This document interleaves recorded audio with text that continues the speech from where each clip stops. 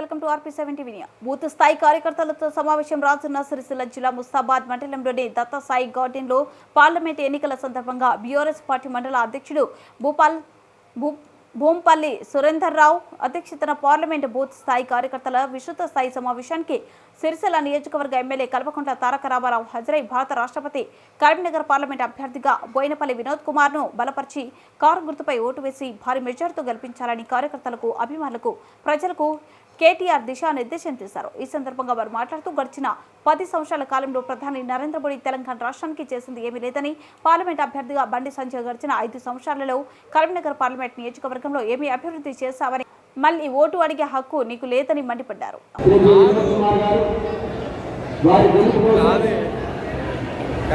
కోరుకుంటూ ఆఖరి మాట, ఉదయం 7 నుంచి 9 వరకు కొద్దిగా ఎండ తక్కువ ఉంది. 7 నుంచి 9 వరకే 50% పోలింగ్ అయిపోయేటట్టు చూసుకోండి.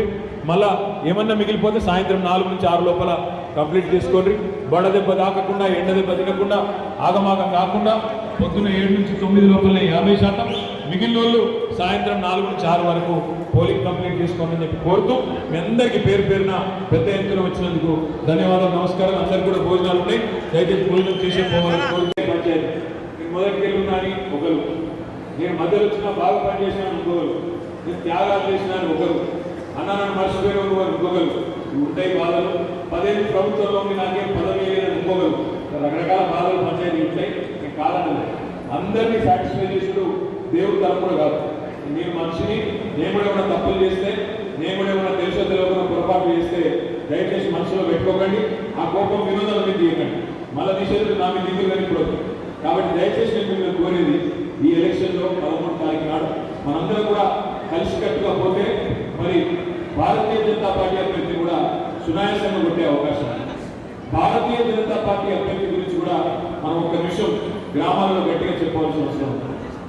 మనకి ఇక్కడ పోటీ అభ్యర్థితో కాదు, పోటీ తప్పకుండా నరేంద్ర మోడీ ఆయన పార్టీతోనే మన పోటీ.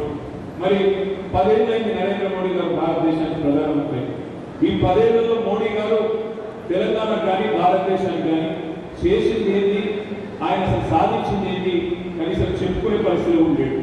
అందుకే 10 ఏళ్ల తర్వాత ఇవాళ మొత్తం దేశంలో తిరుగుకుంటాం, హిందూ ముస్లిం అనే ఒక ఫీలింగ్ తెచ్చుకుంటా ఈరోజు కూడా మళ్ళీ అదే మాటలు మాట్లాడుతున్నాడు తప్ప, నేనేం చేసినా 10 ఏళ్లలో నేనేం చేసినా మీరు నాకు ఎందుకు ఓటేయాలి తిరిగి అనే మాట మాత్రం చెప్తలేడు. మనం ఏం చేసినాం 10 ఏళ్లలో? ఇవాళ నన్ను ఎవరైనా అడిగితే సిరిసిల్లలో మీ పార్టీకి ఎందుకు ఓటేయాలి అని నన్ను ఎవరైనా అడిగితే నేను 100 పనులు చూపెట్టగలను. గోదావరి జలాలు సిరిసిల్లలో బీడు భూములో తీసుకొచ్చినాం, అప్పర్ మానేరు నింపినాం, ఇంటింటికి తాగునీరు ఇచ్చినాం, బ్రహ్మాండమైన కాలేజీలు కట్టుకున్నాం, పరిశ్రమలు తెచ్చుకున్నాం. అదేవిధంగా సిరిసిల్లను జిల్లా చేసుకున్నాం. సిరిసిల్లలో ఇవాళ ఒక కలెక్టర్ కూర్చోబెట్టుకున్నాం. సిరిసిల్లలో ఇవాళ జిల్లా అధికారులను కూర్చున్నారు. అదే మాదిరిగా అన్నింటికంటే ముఖ్యంగా ఇంజనీరింగ్ కాలేజ్, మెడికల్ కాలేజ్, అదేవిధంగా నర్సింగ్ కాలేజ్, వ్యవసాయ కాలేజ్, వ్యవసాయ పాలిటెక్నిక్ కాలేజ్, ఒక విద్యా కేంద్రంగా సిరిసిల్లను మన పిల్లల కోసం తీర్చిదిద్దుకున్నాం. ఇవన్నీ కేసీఆర్ గారి హయాంలో మనం చేస్తున్నాం. మరి భారతీయ జనతా పార్టీ 10 ఏళ్ళు కేంద్రంలో అధికారంలో ఒక పార్టీ, ఒక్క పని చూపెట్టగలుగుతారన్న సిరిసిల్లలో? సిరిసిల్లనే కాదు, కరీంనగర్ జిల్లాలో, పోనీ తెలంగాణలో ఒక్క పని, కొత్తగా ఒక్క గుడి లేదా ఒక్క బడి లేదా ఒక్క దవాఖానా వాళ్ళు తెచ్చిందన్నా?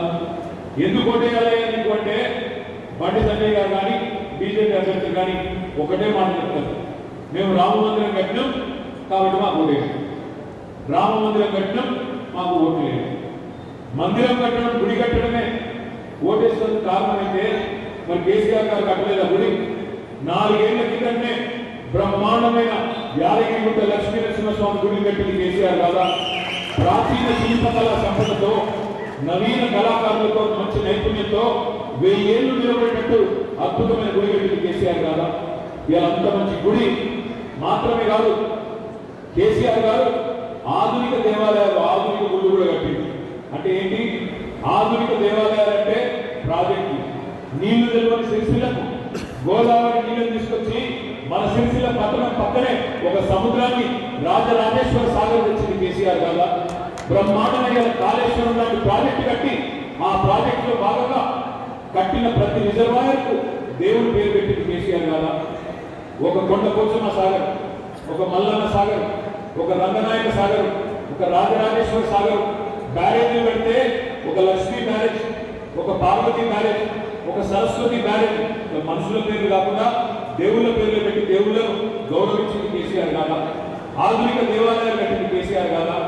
ఒక్క గుడి కట్టినందుకే మోడీ ఓటేయాలంటే మరి గుడిని, బడిని, దవాఖానను, ఈ జిల్లాను నీకు సర్వం చేసిన కేసీఆర్ కు ఎన్నిసార్లు ఓట్లు వేయాలి?